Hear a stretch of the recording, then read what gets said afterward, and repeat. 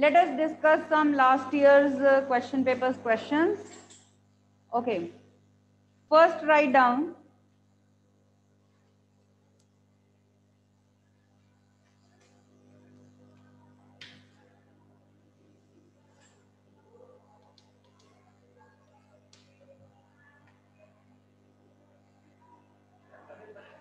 नहीं, ये last year के पेपर्स हैं, अपने स्कूल के ही हैं।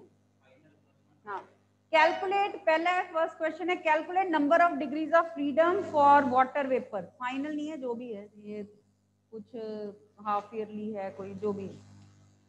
Calculate the number of degrees of freedom for water vapour. अब देखो, वाटर आपको पता है, वाटर वेपर लिख दिया, आप कंफ्यूज हो गए। वाटर वेपर का भी तो वही है जो वाटर का है ना, H2O का। H2O नॉन लीनियर ट्राइएटॉमिक है। शेप कैसी है वाटर की? Non linear triatomic. एग्जांपल दिया था ना आपको, इसकी नॉन लीनियर ट्राइएटॉमिक वाली शेप है। तो उसमें कितनी डिग्रीज ऑफ फ्रीडम थी? नॉन लीनियर ट्राइएटॉमिक में 3 ही एटम्स है, 3 ही रिलेशन हो सकते हैं, 6 डिग्रीज ऑफ फ्रीडम पर दे। तो ये आपका हो गया वाटर वेपर के लिए। तो वाटर वेपर सुन के डर गए, वो तो एक ही चीज रहेगी ना।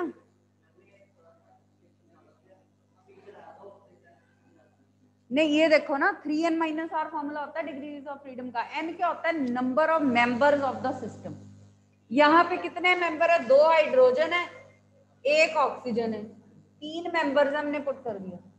R is number of maximum relations that can exist between those members. यहाँ पे वैसे तो 2 बॉन्ड बनते हैं, पर जो शेप है उसके अकॉर्डिंग एक और रिलेशन हो सकता था, तो मैक्सिमम नंबर ऑफ रिलेशन 3 हो सकते हैं नॉन लीनियर ट्राइएटॉमिक। हमने वो पुट कर दिया, 6 आ गया। अब अगर आपको कहा जाए कि कार्बन मोनोऑक्साइड के लिए निकालो, कार्बन मोनोऑक्साइड कौन सा है? डायटॉमिक है। तो उसके कितने नंबर ऑफ एटम? n, उसमें 2 हो गया, और एक ही बॉन्ड बन सकता है इनमें, रिलेशन 1 हो गया। ठीक है, तो डायटॉमिकली कितनी आ जाती डिग्रीज ऑफ फ्रीडम? 5 आ जाती। अगर आपको कहा जाए कि हीलियम के लिए निकालो, हीलियम क्या है? मोनोएटॉमिक। हीलियम जो है वो फ्री स्टेट में He2 फॉर्म में थोड़ी एग्जिस्ट करता है हीलियम। उसमें कितने नंबर ऑफ एटम्स हैं? 1 एटम है, और 1 में कोई रिलेशन तो हो नहीं सकता, तो नंबर ऑफ रिलेशन 0 हो गया, डिग्रीज ऑफ फ्रीडम 3। तो मोनोएटॉमिक गैस के लिए डिग्रीज ऑफ फ्रीडम होती हैं 3, ऐसे होती है। अगर आपको कार्बन डाइऑक्साइड बोल दिया जाए फिर, हाँ, इसकी स्ट्रक्चर देखो ऐसे होती है, linear triatomic. Number of atoms तो 3 है, पर रिलेशन कितने हो सकते हैं? 2 ही होते, तो ये 7 आ जाएगा। ठीक है, और गामा भी साथ साथ, गामा भी देख लो। डिग्रीज ऑफ फ्रीडम निकल गई तो गामा ऐसे निकाल लोगे। गामा क्या होता है? What is gamma? Ratio of principal specific heat. Gamma पता है ना आपको? Ratio of principal specific heat, जो पीवी रेस पर गामा इक्वल टू कांस्टेंट वाला गामा। हाँ, तो 1+2/f से शॉर्टकट फॉर्मूला है ये। अगर आपको f पता है तो किसी भी गैस के लिए आप गामा निकाल दो। ठीक है, हो गया। सेकेंड है define the term sphere of influence. Sphere of influence molecular theory of surface tension है ये, उसमें होता है। हाँ, with the molecule as the center and molecular range as the radius, we draw a sphere that is called sphere of influence. Molecular range क्या होता है? Distance up to which a molecule can attract other molecules, जहां तक वो दूसरे molecules को attract कर सकता है। ये molecular theory of surface tension में हमने 3 मॉलिक्यूल्स लिए थे ना, एक हमने पूरा बल्क में ले लिया था, उस पर हर डायरेक्शन में फोर्स लगता है तो कैंसल आउट हो जाता है। एक हमने नियर द सरफेस ले लिया था, एक ऑन द सरफेस ले लिया। तो thickness of film equal to molecular range, मतलब thickness of top layer equal to molecular range, उसको हम लिक्विड फिल्म कहते हैं। ये जो टॉप लेयर है उसको फिल्म कहते हैं, लिक्विड फिल्म। ठीक है, तो ये जहां तक ये दूसरे मॉलिक्यूल को अट्रैक्ट कर सकता है, ये डिस्टेंस उसको कहते हैं मॉलिक्यूलर रेंज।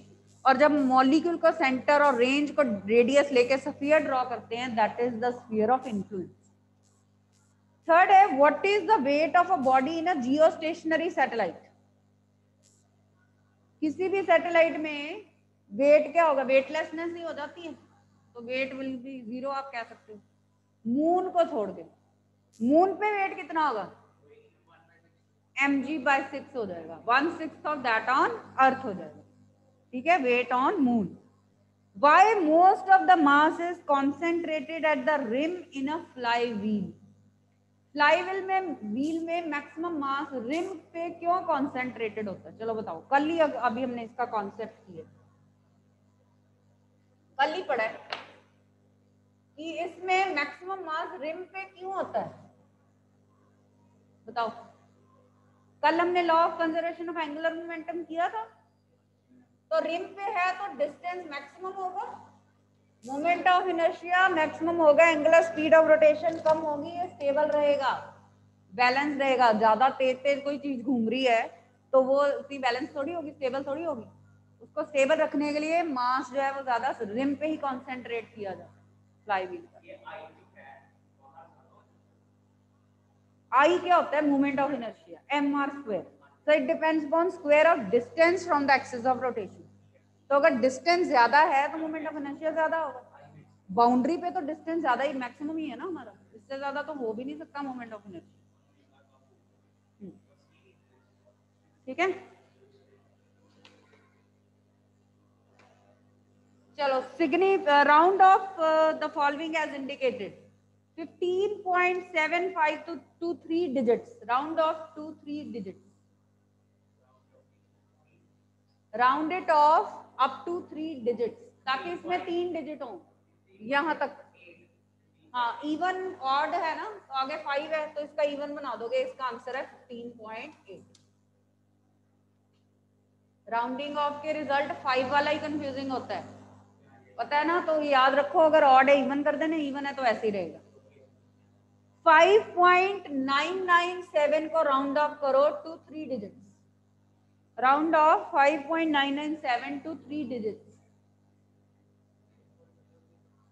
6.00, क्योंकि ये जीरोस भी काउंट होनी है सिग्निफिकेंट फिगर के हिसाब से। Zeros to the right of decimal, right of non zero digit are always counted. आगे है 2.5946 into 10⁻³ rounded off to 2 digits, 2 digits तक राउंड ऑफ करो। ये 2 है, 2.59 में 2 थोड़ी है। हाँ, 2.6 into 10⁻³ if a number is expressed in scientific notation, then number of significant figure is same as the number of significant figures in its base number। हम powers को कुछ नहीं करते, बेस नंबर को ही देखते हैं, उसी को हम राउंड ऑफ करते हैं। 0.8995 to 1 digit, round it off to 1 digit।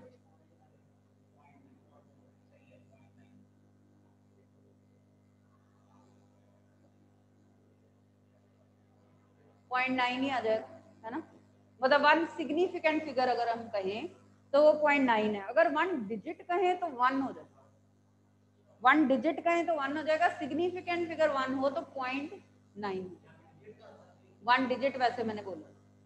चलो, आप सिग्निफिकेंट फिगर कह रहे हो तो वो 0.9, ठीक है। 1 अगर हम कहें कि digit, round off to 1 digit है यहाँ, फिर 1 आएगा। पर अगर आप सिग्निफिकेंट फिगर के हिसाब से बोल रहे हो 1 सिग्निफिकेंट फिगर, तो 0.9 थी। लेजर मेथड आया हुआ है, डिस्कस लेजर मेथड ब्रीफली, ठीक है। उसमें करना क्या है, distance between moon and earth निकालते हैं रिफ्लेक्शन मेथड से बस। तो C is equal to S is equal to C into T/2, वही रिफ्लेक्शन का फॉर्मूला लगता है सब में।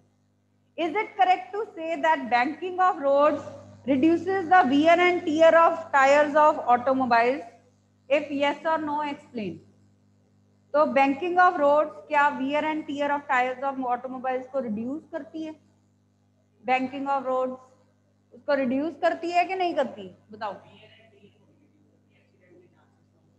एक्सीडेंट के चांसेस कम हो जाते हैं। और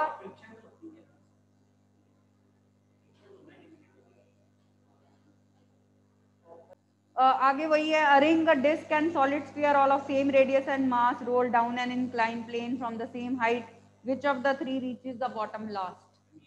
ये तो मैं पता नहीं कितनी बार करा दिया, कल भी इसका फॉर्मूला बताया था। चलो आप बताओ इसका फॉर्मूला क्या है, आप आए थे, चलो बताओ। हाँ, कौन लास्ट में पहुंचेगा, रिंग, स्फीयर और डिस्क?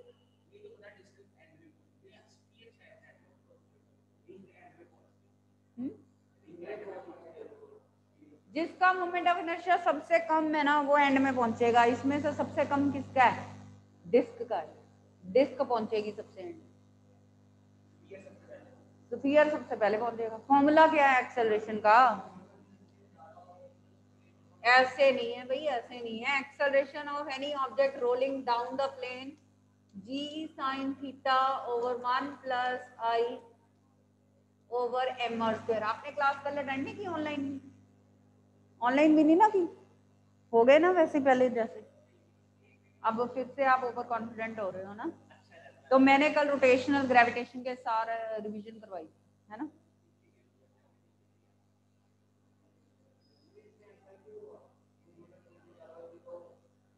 मोमेंट ऑफ इनर्शिया का यहाँ पे क्या करना है, तो ये रोलिंग विदाउट स्लिपिंग वाला केस है ना। Any object is rolling without slipping down the inclined plane, तो किस एक्सेलरेशन से वो पहुंचेगा उस पर डिपेंड करेगा ना, पहले कौन पहुंचता है बाद में कौन पहुंचता है। एक्सेलरेशन जिसकी ज्यादा वो पहले पहुंचेगा, जिसकी कम है वो लेट पहुंचेगा। कैसे लगने में क्या, आप आई पुट करो ना, आई पुट करो सबका, रिंग का, डिस्क का, स्फीयर का, वहां से निकाल लो, आपको पता चल जाएगा। स्फीयर की मैक्सिमम आ जाएगी, रिंग की 0.5 जी साइन थीटा, डिस्क की 0.6 जी साइन थीटा और स्फीयर की 0.7 जी साइन थीटा आ जाती है एक्सेलरेशन। ठीक है, calculate work done during adiabatic change, वो कल हमने कर लिया था। ठीक है, क्या फॉर्मूला है work done during adiabatic process, परसों किया था। हाँ ये ठीक है। आगे है, what is Newton's law of cooling, derive it from Stefan's law. चलिए हाँ बताओ statement, what is Newton's law of cooling.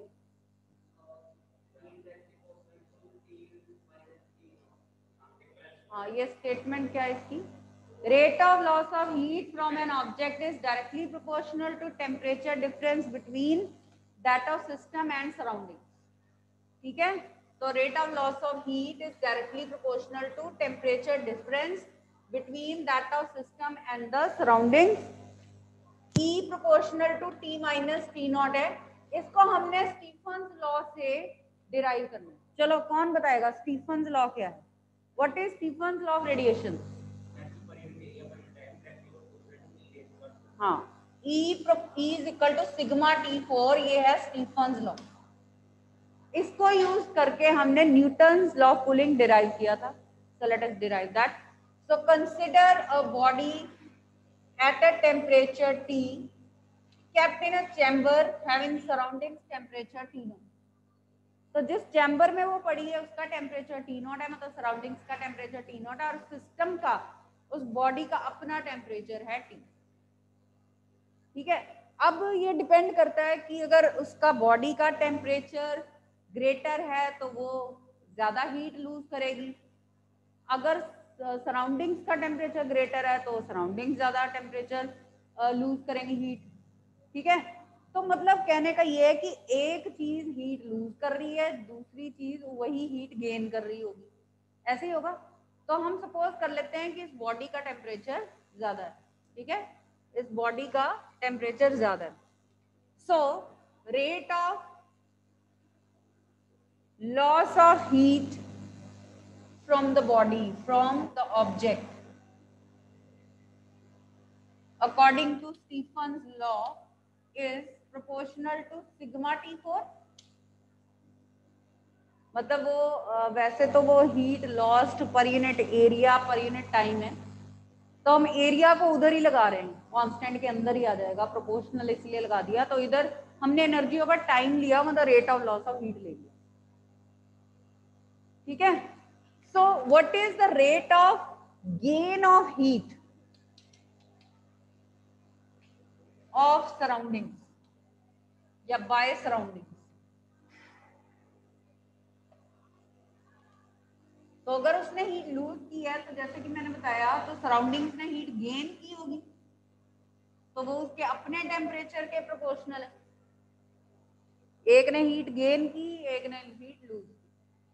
What is the net rate of loss of heat?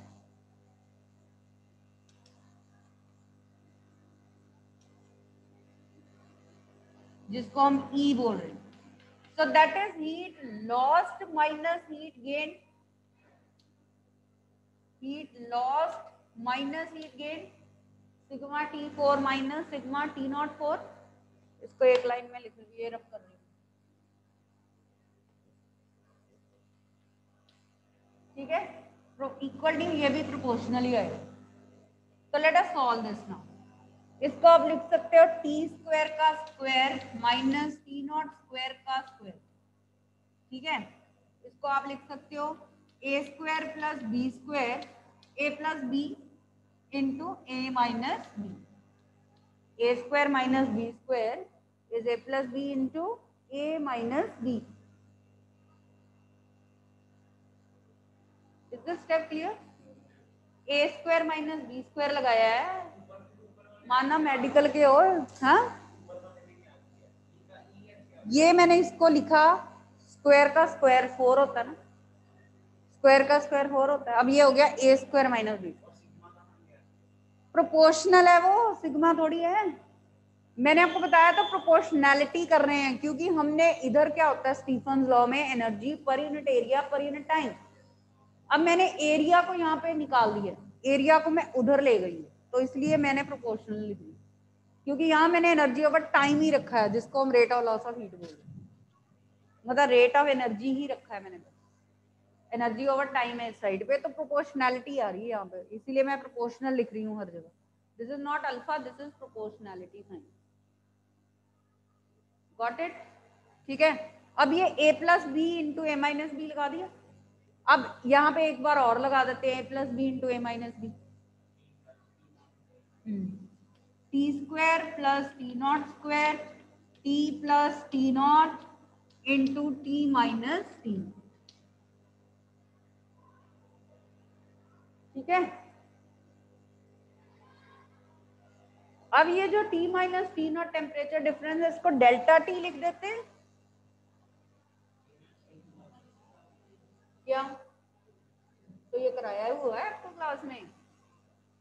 है भी नहीं कराया? देखो कॉपी, अब तो वीडियोस प्रूफ हैं, देखो अब तो आप कह ही नहीं सकते, आपको होश अब आया ना। हाँ, आपने नोट नहीं किया होगा, it is done. So E proportional to this, और हमने चेंज इन टेम्परेचर को डेल्टा टी लिख दिया। अब इसको और सिंप्लीफाई करने के लिए लेट अस अज्यूम कि दोनों में ज्यादा टेम्परेचर डिफरेंस नहीं है, बॉडी और सराउंडिंग में ज्यादा टेम्परेचर नहीं है, तो टी को टी नॉट पुट कर देते हैं। ठीक है ना?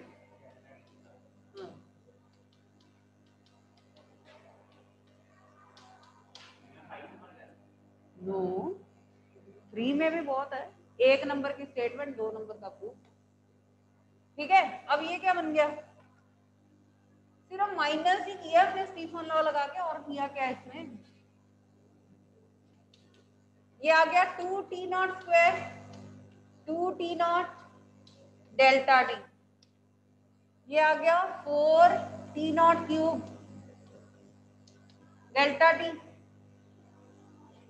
अब 4 भी कांस्टेंट है, T नॉट सराउंडिंग्स का टेम्परेचर भी कांस्टेंट है, तो हम इसको भी कांस्टेंट के अंदर ही ले लेते हैं।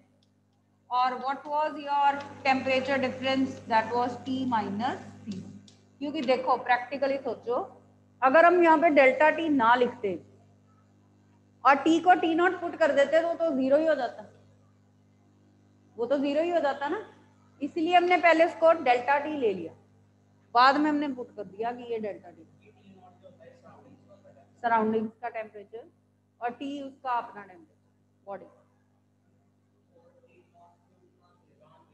मैं कह तो रही हूँ, देखो 4 भी कांस्टेंट है, ये तो पहले ही कांस्टेंट है, उसको भी हमने इसी में ले लिया। टी नॉट क्यूब भी कांस्टेंट है, उसको भी इसी साइन में हमने ले लिया। ठीक है, टी नॉट कांस्टेंट है ना, सराउंडिंग्स का टेम्परेचर फिक्स्ड है। आपका रूम टेम्परेचर, जैसे हम सराउंडिंग्स टेम्परेचर एक्सपेरिमेंट परफॉर्म किया ना हमने सराउंडिंग्स का टेम्परेचर लिया था, वो तो उतना ही था, वो तो चेंज नहीं हो रहा था, है ना, तो वो फिक्स्ड है, उसको कांस्टेंट है, उसको हमने कांस्टेंट ऑफ प्रोपोर्शनैलिटी में ही ले लिया, तो सिर्फ डेल्टा टी रह गया, वो तो वेरिएबल है, ये चेंज नहीं हो रहा, क्योंकि बॉडी का टेम्परेचर चेंज हो रहा था, हमने आपको हॉट वाटर दिया था ना, तो उसका तक टेम्परेचर टाइम के साथ साथ चेंज हो रहा था, तो ये डिफरेंस भी जो है वो कांस्टेंट नहीं था, इसलिए फिर rate of loss of heat किसके प्रोपोर्शनल है, temperature difference between system and surrounding.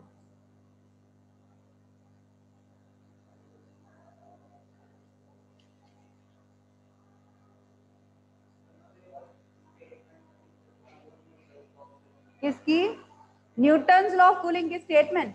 Newton's law of cooling states that rate of loss of heat from an object is directly proportional to temperature between difference between that of system या body and the surrounding.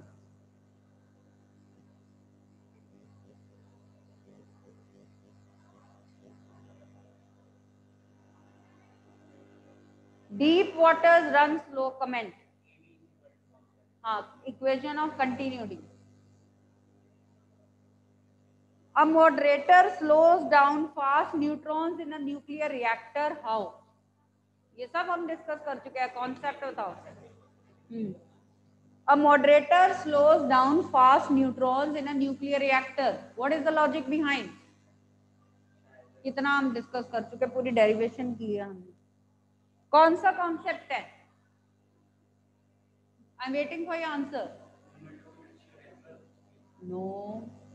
हाँ जी अभिषेक, अरे मैं कितनी बार ये वाली चीजें दोबारा कराऊंगी। हमने कोलिजन का टॉपिक किया है ना, elastic collision when masses of objects are same then they interchange their velocities. याद नहीं है कुछ भी? आ गया याद? मॉडरेटर मैंने बताया था होता है हैवी वाटर, जिसमें ड्यूट्रॉन्स होते हैं, तो वो फास्ट न्यूट्रॉन्स को कैसे स्लो डाउन करते हैं, क्योंकि ड्यूट्रॉन्स और न्यूट्रॉन्स का मास सेम होता है, तो जब वो इलास्टिकली कोलाइड करते हैं उनकी स्पीड इंटरचेंज हो जाती है, तो फास्ट न्यूट्रॉन इस तरह से स्लो हो जाते हैं, क्योंकि न्यूक्लियर रिएक्टर में न्यूक्लियर फिजन हो रहा होता है यूरेनियम का।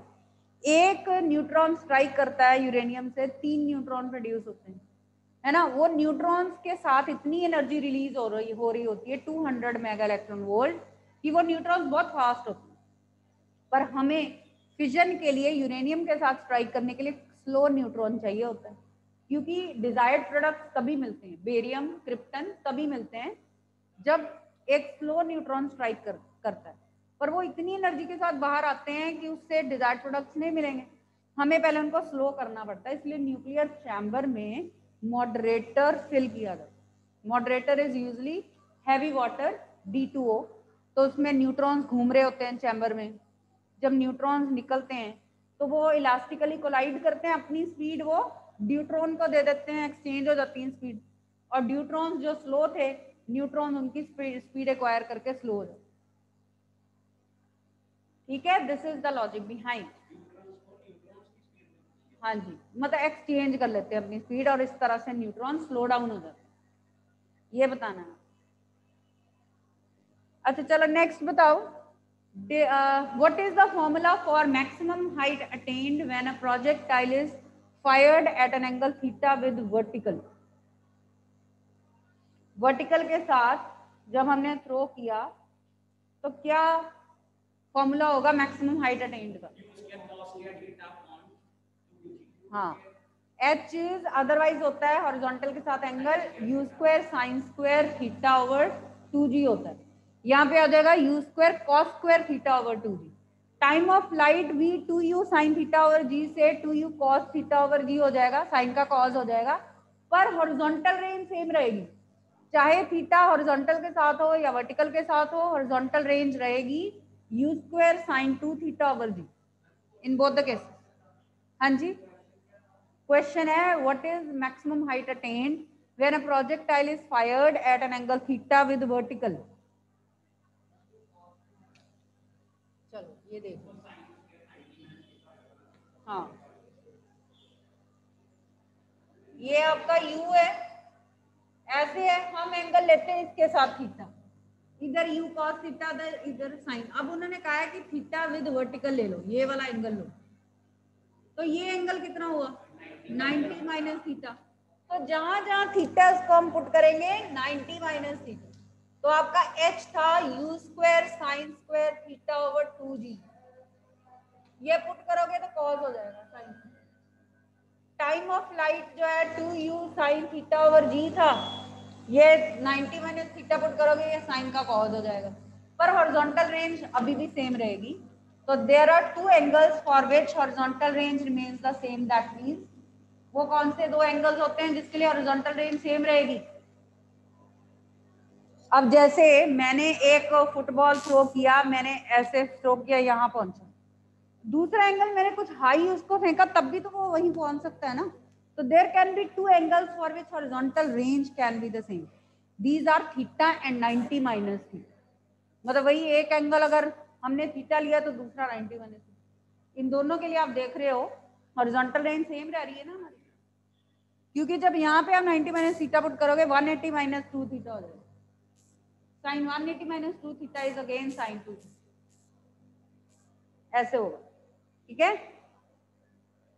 चलिए, सो मंडे को be ready for your test of assertion reason and case study type questions. So on Monday you will have your third revision test.